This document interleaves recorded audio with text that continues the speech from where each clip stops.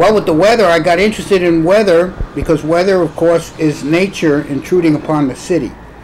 And I was always trapped in the city.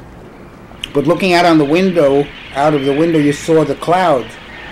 And lightning and blizzards would shut down the city, and that was weather. And my brother and I, we used to go out, and we loved the effect of the wind. We used to lean in against the wind every time there were gusts strong, and the wind would hold us up. So it was things like that, the weather, that I found so interesting. So I took a plane and I got off in Oklahoma. I just got off and I got to Oklahoma City and went to the YMCA. And I stayed at the YMCA and I asked if there was a top floor place, and at that time there was a beautiful top floor suite. It was all windows, overlooked the oil fields, and it was quite beautiful to experience the weather of that region. And blizzards, of course, would shut down the city, and they were quite spectacular. And it was always wonderful to wake up in the morning to complete silence. And that meant that a blizzard had been in progress that night that I'd slept through. And then woke up and the whole city was smothered. It didn't matter where you were, there was always weather. And I always make my weather diary, which tends to be a lot sometimes about eating. What I ate or who I met. Because, you know, weather comes and goes. And sometimes you have to look for backup material. Well, with eating, of course, you have to eat all the time, and then when you're in a new place, you like to try out what they have. And if you don't have any health restrictions at the time, you can have all kinds of chicken fried steak, and you can get the eggs on top, and grits, and fried okra. So, you know, you go into a region, especially in the Midwest, and you get mashed potatoes with noodles on top of them, noodles and gravy. So I used to like that. Plus, you know, eating is also a ritual of socializing, because you're out there and you have to deal with waitresses and also other patrons in the place, and then you pay the cashier. So you actually get to know the people of the region. And you can't stop eating, just like you can't stop the weather. It just keeps coming, for better or for worse.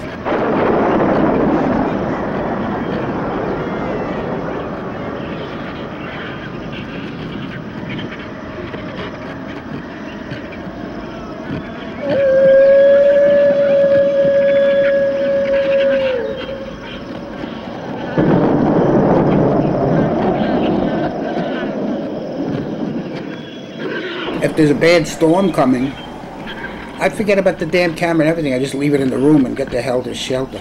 Forget about it. That's one case where I don't care about the camera. They just give me my wallet and I'm heading for the shelter. The camera itself you can replace. As long as you take the cassette out.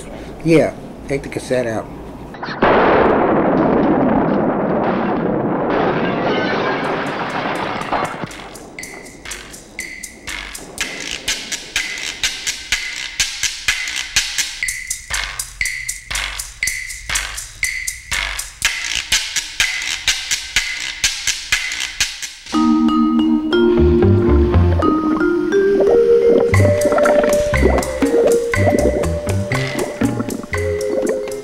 I take a shower every night. I try to. I don't want to stain the sheets. You know, I don't clean sheets that often because I don't want to be cleaning all the time. So I try not to sweat in the bed. So I get a body wash, usually a vanilla, because that makes you smell good. So, but to me, the whole water experience is, it's valuable. And you know, people that poison themselves either with bad food or vices, they need to go in a steam room and take steam baths. And it's a routine, it's a ritual, I think, in many cultures. Showers are very important, I think. It's an ongoing movie tradition also, the shower scene.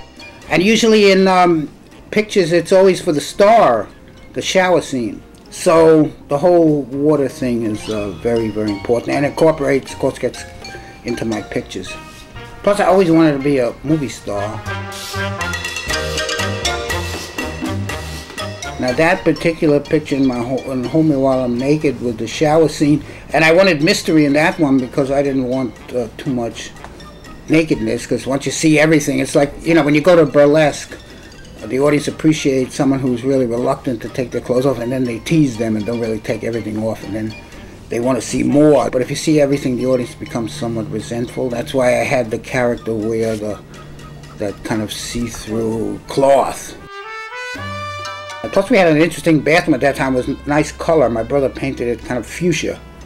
And it had pink shower curtains or something with fuchsia walls and stuff. So I was thinking in terms of color because I knew I had Ektachrome film in there. And saying, well, gee, this is going to look good on color. Plus the other 2 stars were quite attractive. There were like 4 people in the shower. They were rather attractive people to photograph in the shower.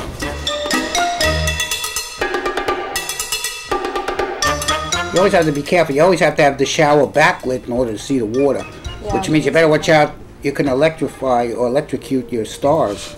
You know what I mean? By the light falling into the tub. Luckily I was young enough to not worry about that, or foolish enough. So I used to hook the thing onto some, I forgot what it was on, probably was on the shower rack. You know what I mean? I'd hook up the clamp light, you know? And, you know, everything works out okay for some reason. If the fates are with you. You know what I mean? You do have to have the fates have to be with you. They direct the picture, actually. If they're against you, the people will be electrocuted. It's horrible. It's horrible. You have to really be careful. See where it's going.